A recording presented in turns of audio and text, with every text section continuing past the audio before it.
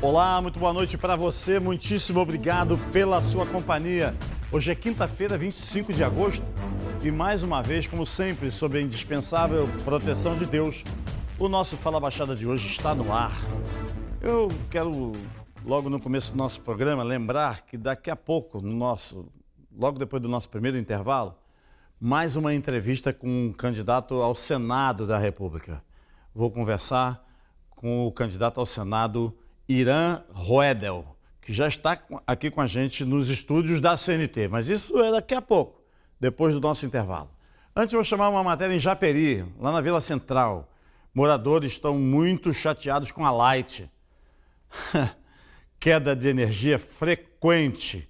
Chamaram a nossa equipe, a constatação é do Marcelo Lima. Mauro, viemos até a Vila Central em Japeri, que está com uma enorme instabilidade na rede de energia elétrica, que chamam a Light, eles vêm até aqui e não resolvem o problema. A gente aqui trabalha com açaí, sorvete e sempre está tendo queda de luz, né?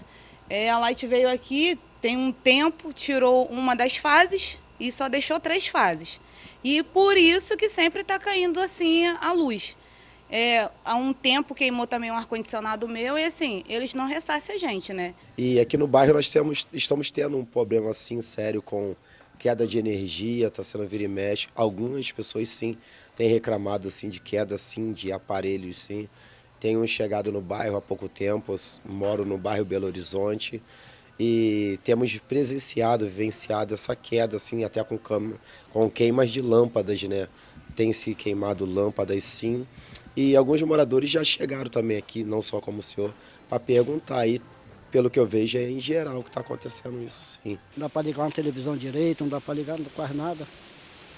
Quando acaba a luz, o que acontece com o material elétrico, a geladeira? Muitas vezes tem que desligar tudo para não queimar. Vocês também estão tendo problema com falta d'água? Falta de água, como você disse. Nós não temos água aqui na rua, praticamente. Falta mais água do que a gente tem. A gente passa às vezes 3, 4, 5 dias sem ter água, entendeu? E a água que nós temos é porque o cano passa lá na beirada do rio, a gente nós pagamos, juntamos os moradores, tudo, para fazer uma canalização para chegar a água dentro de casa. E a água não sobe, ela não sobe nem uns 20, 30 centímetros de altura. A gente tem de fazer buraco no chão para fazer tipo uma caixa d'água para ter água dentro de casa. Mauro, então fica aí a reclamação dos moradores quanto à instabilidade na rede elétrica e também a falta d'água no local. Infelizmente, esses moradores estão passando esse tremendo sufoco. É com você no estúdio. Boa, Marcelo Lima. Aqui, imagina se essa instabilidade na energia acontecesse em Ipanema, no Leblon, em Laranjeiras, hein? Não acontece, né, gente? E se acontecer, a Light, a concessionária de energia, resolve muito rapidamente. Eu, às vezes, fico olhando, eu gosto muito lá do presidente da Light, o presidente Raimundo Nonato, mas existe uma discriminação gigante com a nossa Baixada Fluminense, né? Com os lugares onde o povão, né, precisa de mais atenção. Aí é que essa atenção não vem, não só por parte de muitas estatais, como a Light, não é estatal, foi privatizado, já foi estatal. E no caso que também foi citado na matéria, uma reclamação, da antiga SEDAI, hoje Águas do Rio. Muita gente chama de pragas do Rio, porque piorou muito depois que foi privatizada. A gente fala, não sei o que, para privatizar, mas olha quando piora. A gente lembra da antiga SEDAI. A SEDAI era ruim. E essa agora? Aí a Light. Alô, Light, quero fazer um apelo aqui, fora das reclamações, um apelo direto ao presidente da Light. Dá uma olhada lá, o povão de Japeri está precisando muito da atenção da Light, viu, presidente Raimundo Nonato? Dá uma olhada lá. A tarifa é igual, né? Tanto faz o cara morar em Ipanema como morar em Japeri. Só que a atenção aqui é diferente. Muito diferente. Impressionante. Daqui a pouco, depois do nosso intervalo, uma entrevista com o candidato ao Senado pelo PCB. Está aqui com a gente o professor Irã Roedel. Rapidinho a gente volta, viu, gente? Se liga no recado que a Leve Saúde tem para você que já passou dos 45 anos e mora na Baixada Fluminense, mora em Nova Iguaçu, Duque de Caxias, São João de Meriti, Nilópolis, Belfor Roxo ou Mesquita. Chegou Leve On Baixada, um produto para quem quer cuidar de verdade da saúde. Consultas por celular e presencial, exames, internações e até pronto-socorro em casa, gente. Uma equipe de cuidados completa e um médico para chamar de seu. Tudo isso com um preço leve para o seu bolso. Vamos assistir, vamos acompanhar o vídeo que a Leve mandou para a gente. Chama no zap, dá um match, ganha like. É quarentão conectado, cê sentuda na internet. Até o doutor tá on e atende pelo celular. E tem até socorro em casa, se um dia precisar. Eu leve on. O plano de saúde de quem passou dos 45 mais tá on. Você fala com seu médico pelo celular e tem até pronto-socorro em casa. Contrate agora em levesaude.com.br. Eu leve on. Viu que bacana? Liga lá na Leve Saúde, 3952-3333. Falei muito rápido? Vamos lá. 3952-3333. Ou entre no site, se preferir, entre no site levesaude.com.br. Estamos de volta com o nosso Fala Baixada, mais um Fala Baixada especial. Vou conversar com o candidato ao Senado pelo PCB, Irã Roedel. Eu quero muito, sinceramente, agradecer o prestígio da sua presença aqui no nosso programa, viu? Bom, eu é que agradeço, né, o privilégio de poder falar nesse programa que tem uma grande audiência no estado do Rio de Janeiro inteiro, não só restrito à Baixada Fluminense, né, mas está em quase todos os municípios do Rio de Janeiro. É verdade. Eu queria, já no nosso começo, antes da primeira pergunta, falar um pouco do seu partido, que é seguramente o mais antigo partido do Brasil, é isso? O PCB, Partido Comunista Brasileiro, fez 100 anos agora, no dia 25 de março desse ano, né, de 22. É o primeiro partido de âmbito nacional, com um projeto nacional para mudar a realidade brasileira, né, combater o poder das oligarquias, na época, principalmente as oligarquias rurais que dominavam a política no Brasil e depois também as oligarquias urbanas, o empresariado, o industrial, comercial e financeiro também. Ou seja, o nosso partido vem há 100 anos tentando construir uma nova realidade para o povo brasileiro, o povo pobre brasileiro, que produz a riqueza desse país, mas não fica com aquilo que ele produz. Vive em condições precárias, muitas das vezes na miséria, e nós buscamos sempre construir uma alternativa a essa sociedade capitalista, que é uma sociedade que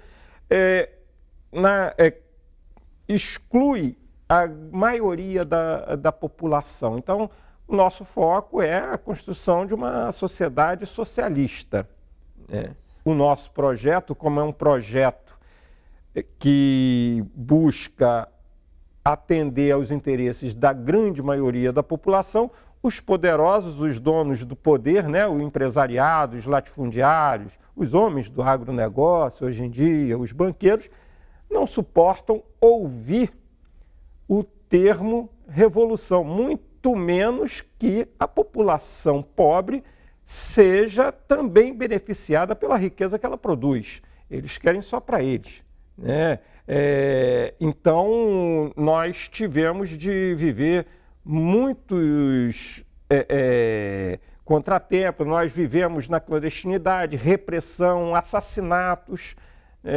Tivemos, por exemplo, o mais famoso deles foi quando, ainda na década de 30, o Getúlio Vargas manda para a Alemanha nazista a Olga Benário, né, que era companheira do Luiz Carlos Prestes, o próprio Luiz Carlos Prestes, 10 anos na solitária, E vários outros assassinatos depois na ditadura militar, que estranhamente ainda tem gente que defende a ditadura militar que se instaurou em 64 e que foi vencida finalmente com o povo nas ruas em 85, e que ainda tem saudosista disso, né? Saudosista da tortura, saudosista do estupro, saudosista dos assassinatos, dos desaparecimentos, né? E acho que esse Brasil era um Brasil melhor.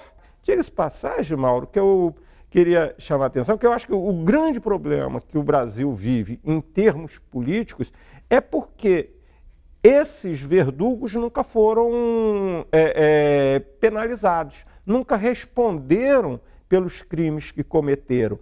E mais grave ainda, a estrutura repressora que eles montaram com o regime de 64 não foi desmontada. Ela atua plenamente nos estados. Inclusive tem um filme, um documentário que um dos próprios verdugos admite, olha, nós continuamos atuando tranquilamente nas polícias, nos órgãos de repressão dos estados. Um momento da sociedade brasileira cobrar a punição dessas pessoas e o desmonte dessa estrutura. Isso foi feito na Argentina, isso foi feito no Uruguai, isso foi feito no Chile. E por que no Brasil não? Porque foi feito um acordão, né, chamado Nova República, um acordão que entre as elites e que deu alguma voz ao povão, que deu alguma voz ao movimento sindical, porque nós estávamos mais organizados nos anos 80.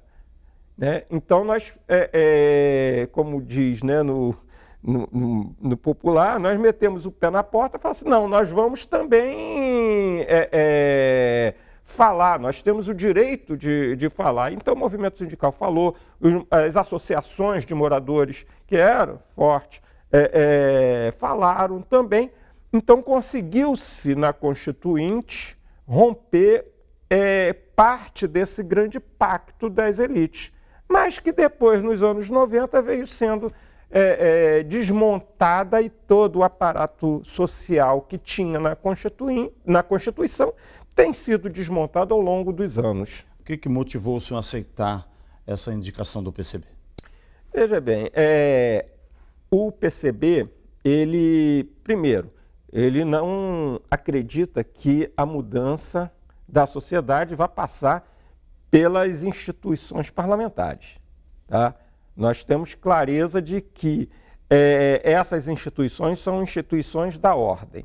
Aí pode parecer uma contradição. Por que então eu estou me candidatando? Porque o PCB tem candidato para presidente da República, a Sofia Manzano, porque que tem para o governador, que é Eduardo Serra, e tem também para deputados federais e estaduais. Porque nós entendemos que a luta parlamentar ela é um dos aspectos da luta política para contribuir para a organização e o tensionamento das questões que o povo não tem voz para se expressar. Porque os mecanismos que existem não dão espaço para a população se manifestar politicamente. Então, a população elege, e aí nós vemos as elites dizendo temos uma das maiores democracias do mundo, como se democracia... e como se democracia você contasse pelo número de habitantes de um país e pelo número de partidos políticos. Só que eles entram em contradição porque eles dizem que também tem muito partido. Então você tem de reduzir numa democracia ao molde norte-americano, que o povo não vota, porque o voto popular lá pouco importa, o que vale é o do colégio eleitoral, então querem transformar isso aqui. Mas é importante a gente estar no parlamento para denunciar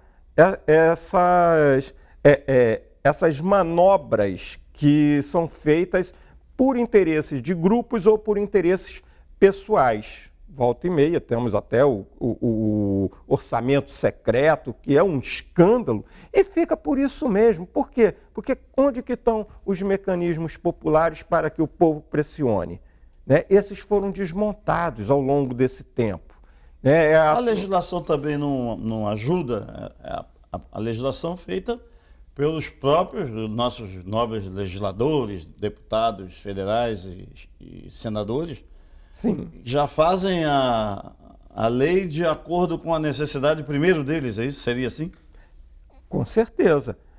Nós vemos agora, recentemente, a votação no Congresso de um auxílio emergencial, né, que agora é de R$600, mas que durante a pandemia parecia que não existia necessidade de pobre, porque o governo sequer queria, e os congressistas também sequer queriam que fosse R$400. Como está próximo da eleição, né, se coloca R$600 e que vai só até dezembro, só até depois da eleição. Depois acabou. Parece que a miséria no país. Uma outra questão que eu gosto de chamar a atenção, né, que é o seguinte: se diz que temos 33 milhões de brasileiros passando fome.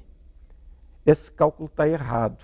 Por que está errado? Porque eles consideram que 33 milhões não têm o que comer. Mas você tem uma outra parcela, que é da insegurança alimentar, que diz assim, não, eles não sabem se eles vão ter comida. Eles estão numa insegurança alimentar. Ora, quem não sabe se vai ter comida está passando fome. Se você coloca esse percentual, vai para 57% da população. Isso beira 126 milhões de brasileiros passando fome. Queria pedir licença por alguns minutos para o nosso primeiro intervalo, mas propor que no segundo bloco a gente consiga focar mais sobre esse assunto colocado por você aqui, que é a fome da nossa gente. Também falar um pouco de educação, né? Conversando aqui com o candidato ao Senado, Irã Roedel. Rapidinho a gente volta. Se liga no recado que a Leve Saúde tem para você que já passou dos 45 anos e mora na Baixada Fluminense, mora em Nova Iguaçu, Duque de Caxias, São João de Meriti, Nilópolis, Belfor Roxo ou Mesquita. Chegou Leve On Baixada, um produto para quem quer cuidar de verdade da saúde. Consultas por celular e presencial, exames, internações e até pronto-socorro em casa, gente. Uma equipe de cuidados completa e um médico para chamar de seu. Tudo isso com um preço leve para o seu bolso. Vamos assistir, vamos acompanhar o vídeo que a Leve mandou para a gente. Chama no zap, dá um match, ganha like. É quarentão conectado, cê sentuda na internet. Até o doutor tá on e atende pelo celular. E tem até socorro em casa, se um dia precisar. Eu leve on. O plano de saúde de quem passou dos 45 mais tá on. Você fala com seu médico pelo celular e tem até pronto-socorro em casa. Contrate agora em levesaude.com.br. Eu leve on. Viu que bacana? Liga lá na Leve Saúde, 3952-3333. Falei muito rápido? Vamos lá. 3952-3333. Ou entre no site, se preferir, entre no site levesaude.com.br. Estamos de volta com o nosso Fala Baixada de hoje, conversando com o candidato ao Senado, Irã Roedel. Professor Irã, a gente está falando da fome, desses cálculos de governo, né? Uns cálculos, eu não sei quais são os parâmetros, né? Mas que a fome existe e é crescente, ficou nítido nesses últimos anos, não desse governo, mas de muitos outros governos. Você concorda? Eu concordo plenamente, até porque não é simplesmente uma questão de governo, é questão de sistema. O sistema capitalista, ele gera a concentração de riquezas. Ele gera a exclusão da maior parte da população que vai viver sob condições precárias. E não quer ser responsabilizado pela miséria. Sim, e aí diz o seguinte, não, esse problema é problema do camarada que não se empenhou, né? Então, aí você vai empurrando com a barriga, dizendo o seguinte, não, o problema não é do sistema, o sistema dá oportunidade para todo mundo. Ele só que os indivíduos têm de se esforçar, eles não se esforçam. Então você vai cada vez penando mais o pobre. Você tem uma concentração de renda, você tem um desemprego gritante, inclusive a nossa candidata a presidente, a Sofia Manzano, tem uma proposta que é de redução da jornada de trabalho sem redução de salário, né? A redução para 30 horas, pelos cálculos, isso daí já aumentaria praticamente que em 50% as vagas de emprego. Tá? Então você já daria uma pancada certeira na questão do desemprego, criando a melhoria das condições de vida dessa população e aumentando, inclusive, a arrecadação do Estado, porque você tem mais gente trabalhando, produzindo, consumindo e, portanto, a arrecadação do Estado aumenta. Eu deixaria uma parte desse modelo adotado do Estado paternal. Sim. Sim, é ruim isso. Sim, porque... tem até aquela música do Luiz Gonzaga, né? Doutor, dá uma esmola a um pobre que ação, né? Como é que é? Ou ele mata de vergonha ou vicia o cidadão. É mais ou menos isso, tá? Nós temos de romper com esse ciclo, mas dizer que o pobre ele não quer se libertar, ele quer viver pela mão do outro, pelo favor do outro, isso daí quem diz são os grandes políticos oligarcas que comandam a política no Estado e no país, porque ele tem uma população sempre dependente dele. Ao fazer isso, ele consegue se reeleger, né, e colocar sua família, né, seu clã, né, nos postos chaves. Você tem diversas partes, não precisa nem ir para muito longe do Rio de Janeiro. No próprio território do Rio de Janeiro, você vai ver municípios que você tem o prefeito, a mulher do prefeito, o irmão do prefeito, a filha do prefeito, o filho do prefeito, sobrinho, tio e por aí afora, tudo empregado. Né? E nada é muitas feito. Vezes eleitos, né? Também. Alguns eleitos e outros não. Né? Outros vão só ocupando cargos de confiança. E fora os amigos que viram também, né? Como nós temos até na esfera federal, né? Os amigos que viram funcionários fantasmas, entram no esquema de rachadinhas, e fica por isso mesmo. Fala muito de meritocracia. No governo Dilma falava muito isso, né? Aqui o governo por méritos, a gente olhava, está procurando mérito, não vê o mérito. Você acha que o jeito, os caminhos da educação vem piorando? O senhor que é um professor, que acompanha esses percalços da educação no nosso país? Olha, vem piorando e isso aí é projeto, isso aí não é por descaso, é um projeto de você colocar cada vez mais a educação de forma precária. Um desmonte? Há um desmonte da interferência do Estado em termos.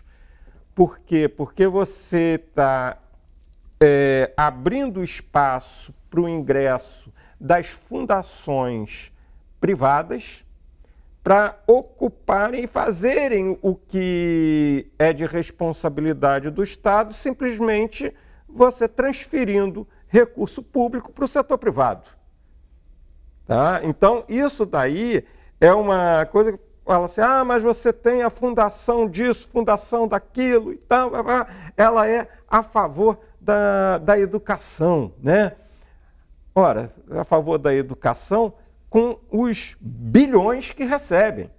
Não é de graça. Pô, não é de graça. Temos de desmascarar esse pessoal que, olha, eles não estão fazendo isso de graça e fazem mal feito. Fazem mal feito. Você tem escolas, por exemplo, do Estado, que tem projetos dessas instituições e federações e tal, que aparelham uma parte da escola para o seu projeto, que tem 5, 6, 7, até 10 alunos, para uma escola que tem 2.000, mas só 10 têm acesso àquela escola, aquele projeto. Os projetos dentro do espaço Estado. público, Espaço público. Mas aí você privatiza isso.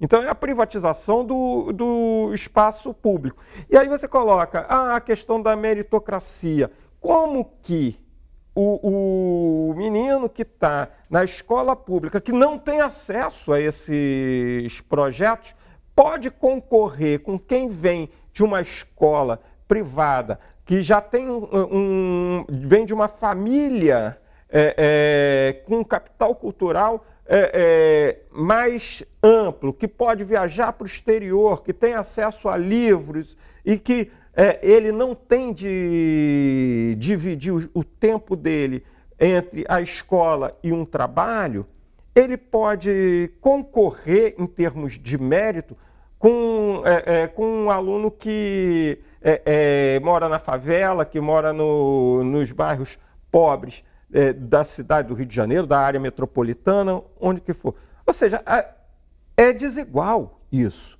é desigual. E nós temos reproduzido esse discurso, a sociedade tem reproduzido esse discurso sem parar para pensar como que o menino da favela, como que o menino do subúrbio, ou da Baixada Fluminense, que estuda em escola pública, que está sendo sucateado, professor mal pago, em alguns não tem comida em casa, só come na escola, tá? Pode concorrer com um aluno do São Bento, do Santo Inácio, sabe, que são escolas da elite do Rio de Janeiro.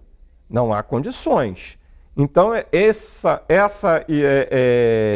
esse discurso da meritocracia é um discurso para esconder a exclusão dessa população, dessa maioria da população, que está destinada a viver sem amparo social, porque você teve uma reforma trabalhista que desmonta o amparo social do trabalhador. Você tem uma reforma da Previdência que penaliza quem começou a trabalhar mais cedo, porque os pobres começam a trabalhar mais cedo. E você agora tem um projeto de reforma do Estado que é para diminuir os serviços do Estado para quem? Para essa população pobre. Estou conversando aqui com o professor Irã Roedel, candidato ao Senado. A gente queria pedir licença ao senhor por mais alguns minutos, para o nosso próximo intervalo, e propor que essa sua colocação em relação à educação remete também uma preocupação que é com a saúde. Fica bem nítido que a mesma atuação, esse jeito de atuar na educação, também tem acontecido na saúde. Vamos conversar sobre saúde daqui a pouco. Rapidinho a gente volta. Se liga no recado que a Leve Saúde tem para você que já passou dos 45 anos e mora na Baixada Fluminense, mora em Nova Iguaçu, Duque de Caxias, São João de Meriti, Nilópolis, Belfor Roxo ou Mesquita. Chegou Leve On Baixada, um produto para quem quer cuidar de verdade da saúde. Consultas por celular e presencial, exames, internações e até pronto-socorro em casa, gente.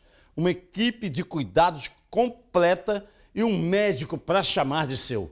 Tudo isso com um preço leve para o seu bolso.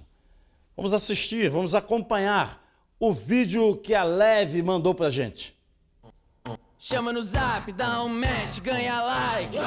É quarentão conectado, cê sentuda na internet. Até o doutor tá on e atende pelo celular. E tem até socorro em casa, se um dia precisar. Eu leve on. O plano de saúde de quem passou dos 45 mais tá on. Você fala com seu médico pelo celular e tem até pronto-socorro em casa. Contrate agora em levesaude.com.br. Eu leve on. Viu que bacana? Liga lá na Leve Saúde, 3952-3333. Falei muito rápido? Vamos lá. 3952-3333. Ou entre no site, se preferir, entre no site levesaude.com.br. Estamos mais uma vez de volta com o nosso Fala Baixada especial, conversando com o candidato ao Senado pelo PCB, Irã Roedel. Professor Irã, falamos muito sobre a educação, a saúde também é um problema grave. Isso vem sendo desmontado desde lá de trás com as chamadas desestatizações, é isso? Ou a privatização? É a privatização da saúde, né? Você tem as OS, que são uma solução para o empresariado poder abocanhar o dinheiro. Podia chamar de organizações antissociais, né? Pois é. Podia trocar o nome. Seria mais justo, né? Mas é uma forma deles abocanharem recursos públicos, né? E prestando um péssimo serviço para a população. Basta a gente ver, aí ligar a televisão, ligar os rádios, ou ver no jornal como que a população reclama do atendimento na saúde. Você não tem médico. Não lhe parece coisa orquestrada? Por exemplo, vai desmoralizando o sistema estatal para entrar o particular? Sem sombra de dúvida. Essa coisa de que o Estado é um mau gestor, né? E aí você retira a discussão política dessa questão. O Estado não é mau gestor. O projeto para você, como você mesmo falou, ir sucateando os serviços públicos para que a população fique tão revoltada que aceite qualquer promessa. Olha, não, agora vai melhorar. Às vezes aplaude, cria uma expectativa. Eu te pergunto, a Supervia, dali era público, né? Era estatal, foi privatizado, chegou a carregar em torno de 1.300.000 passageiros por dia. Hoje não chega a 400 mil, né? E o trem atrasa ou não tem trem, é uma bagunça tremenda. É privado, né? Então, a gente tem de dizer assim, vamos privatizar o que já é privatizado, porque o privado, no discurso desses políticos profissionais, não, o Estado é mau gestor. Então, ele está assumindo que ele é um incompetente.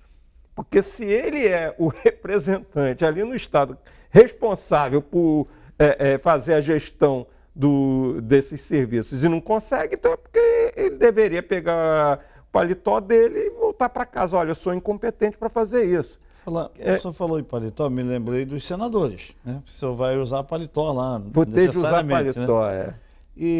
Paletó e gravata. E qual é a sua visão, a sua opinião em relação aos nossos atuais representantes no Senado? Nós temos 3 senadores, né? Cada estado tem 3 senadores. Até parece que não tem, né? Porque você tem um senador que até hoje não disse para o que foi, né? Sabia jogar bola bem, mas como político não disse para o que foi fazer lá em Brasília. O outro vive envolvido com escândalos, né? Desde a época da Alerj e continua aí tendo de acionar o aparato estatal para impedir investigações. E um terceiro que ninguém sabe direito quem é, porque era suplente, né? Com a morte do titular, ele assumiu e ninguém sabe. Você pergunta para a população, ninguém sabe quem é. Então, são senadores que, na realidade, estão mais preocupados, né, com a sua carreira política. A sua carreira política e esquecem da responsabilidade social e política que ele tem com o Estado, com a população que o elegeu. Você tem de discutir, né, qual é, por exemplo, como que a aprovação de um teto de gastos implicou em piora das condições de vida para a população pobre. A gente estava falando de saúde e de educação. O teto de gastos justamente limitou os gastos em educação e saúde, né? Esses nossos representantes no Senado e na Câmara, eles fizeram, né, essa picaretagem, dizendo, pô, colocar a questão contábil à frente da questão da vida. Nós temos de ter, tá, justamente remover o teto para a questão social. A questão social não pode estar condicionada a uma questão contábil. Isso é urgente, né? Então dizem assim, nós defendemos a família. Como que defende a família se deixa essa população morrer de fome? Que desagrega a família, a miséria desagrega a família. Tá? Como que pode dizer que defende a família se defende o armamento? Como que defende a família se não tem a preocupação nas questões básicas que são comida, saúde, né? Saneamento? A Baixada Fluminense é carente de saneamento básico e pode-se dizer assim, não, mas nós cumprimos a lei. Sim, o quanto que você foi tirando, né, nesses últimos, vamos colocar, nesses últimos 7 anos, quanto que você foi tirando da área social que deveria estar atendendo a essa população? Não, nós temos de fazer, por questão contábil, nós vamos segurar esse dinheiro. As universidades públicas estão à míngua.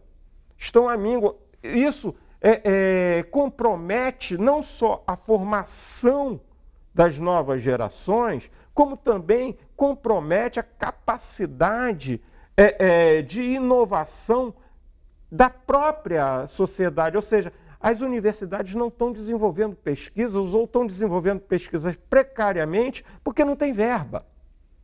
Por quê? Porque o que é mais importante é a questão contábil, né? É a questão dos investidores externos, é a questão, olha, não, nós temos de garantir recursos para esses acionistas que têm que estão lá em Nova York, que estão em Londres, que estão em São Paulo. Investidores. Esses chamados investidores, nós temos de garantir o lucro deles. Mas isso daí está tendo um comprometimento na qualidade de vida da população. Paciência. Como é que a gente pode, então, comprometer o interesse desses ricos? É isso que a gente combate. Um senador comunista tem de combater, um parlamentar comunista ele tem de combater essa política, a política de preços da Petrobras, que foi mudada em 2016, né? Se você pega de 2013 até 2015, o preço do combustível no Brasil cresceu 50 centavos. Tá? Em 3 anos, né, 2 anos e pouco, cresceu 50 centavos. De 2016, ele pula de R$ 3,00 para R$ 8,00. E quem é que se beneficia com isso? Não é a população brasileira. Por quê? Porque você está encarecendo o transporte. Você não tem transporte ferroviário porque foi desmontado. Foi desmontado já há décadas. Você desmonta para dar espaço para a indústria automobilística fazer o transporte terrestre dos alimentos. Então, são questões que são sempre negociadas, que a revelia do povo, a revelia dos mais pobres, a revelia dos interesses dos mais pobres. Isso que a gente tem de combater. Nós temos de ter coragem de colocar o dedo na ferida e dar nome aos bois. Nós temos de dar nome aos bois e CPF. Muito bem. Professor Irã, muitíssimo obrigado pelo prestígio da sua presença aqui no nosso Fala Baixada, viu? Sucesso na sua trajetória. Contem comigo a todo momento que quiserem, a gente está sempre disposto a colocar as nossas ideias para o grande público. Quero muito agradecer o prestígio da sua companhia. Nós continuamos agora através do YouTube, no Fala Baixada Oficial. Nós estamos entrevistando todos os candidatos ao Senado pelo nosso estado do Rio de Janeiro. Hoje, você está acompanhando a entrevista com Irã Roedel. Professor Irã, tem jeito o nosso Brasil? No nosso ponto de vista, tem. Tem. Não esse jeito. Felizmente, né? Eu sou um otimista, né? Todo revolucionário é um otimista, senão, né, a gente não lutaria. Mas não o jeito que as elites apresentam. O jeito que, o caminho que as elites apresentam é um caminho do abafamento das contradições, do sufocamento dos pobres e dos trabalhadores. Não cabe mais isso. É um jeito mofado, né? Pois é. O que nós defendemos é justamente que a voz do pobre, a voz dos trabalhadores seja a voz que vai conduzir por um outro caminho. O estado do Rio de Janeiro, o que cresce de favela, é impressionante. Impressionante. Então, tivemos alternativas brilhantes, né? O camarada está até preso agora, com essa não por essa alternativa, né? Mas quando você sai do Galeão, você passa ali pela Maré, então ele cobriu, não, para você não, o camarada que chega de viagem não vê que tem favela. Ou seja, ao invés de você enfrentar o problema da pobreza, que implica em você fazer uma política de redistribuição de rendas, não de dar migalhas para o povo, não, é de fazer uma redistribuição de rendas com serviço público decente. Era mais fácil fazer uma tapadeira. Aí faz aquela tapadeira ali e o problema do pobre continua o mesmo. Então você tem o aumento da violência, que é um problema sério, porque a política de segurança que diz assim, não, os especialistas têm de dizer, esses especialistas estão apontando sempre a mesma alternativa há décadas. Primeiro, coloca a população e o policial como sujeitos descartáveis. Né? Não coloca o policial para morrer no confronto, e a população no meio também desse confronto morre. E nada é mexido nos interesses dos ricos. O transporte, o trabalhador não tem condições, muitos deles, de pagar pelo transporte. Então tem uma picaretagem que é o seguinte, esses cartões que você compra para andar de barca, para andar de ônibus, para andar o Rio Card.